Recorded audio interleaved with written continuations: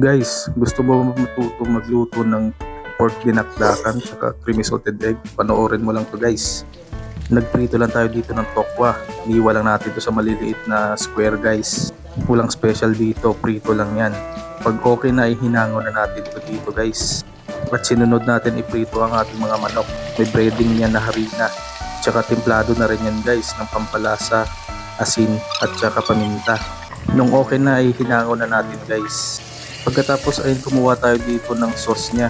Itlog na maalat to guys. Tapos dinurog natin. Tapos nilagyan natin ng gatas.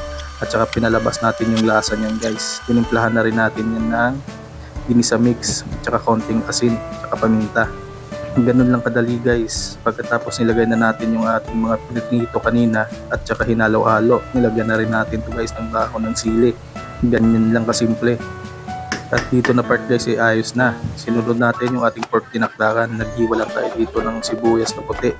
Dinice natin to guys. At tapos yan ay naghiwa na rin tayo ng sili guys para may konting anghang yung ating pork dinakdakan. At naghiwa na rin ako dito guys ng luya natin para matanggal yung lansa. Sakto lang ilagay mo guys para hindi mag-overpower yung lasa. At naglagay na rin tayo dito ng liver spread. Pwede rin inihaw na atay ng manok. Naglagay na rin tayo dito guys ng suka. Tapos konting asin, tapos paminta. At nilagyan na natin guys ng mayonnaise. Sakto lang ilagay mo para hindi mag-overpower yung lasa niya. Nilagay na natin yung ating mga inihaw na baboy guys. Timplado lang yan guys sa asin, toyo, tsaka pampalasa. At dito na part ay hinalo na natin dito guys. Ito na yung ating finished product.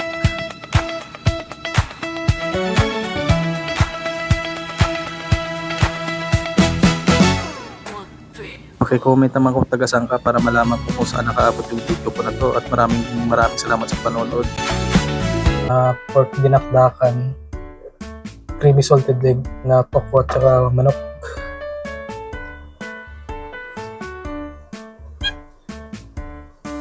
Sarap.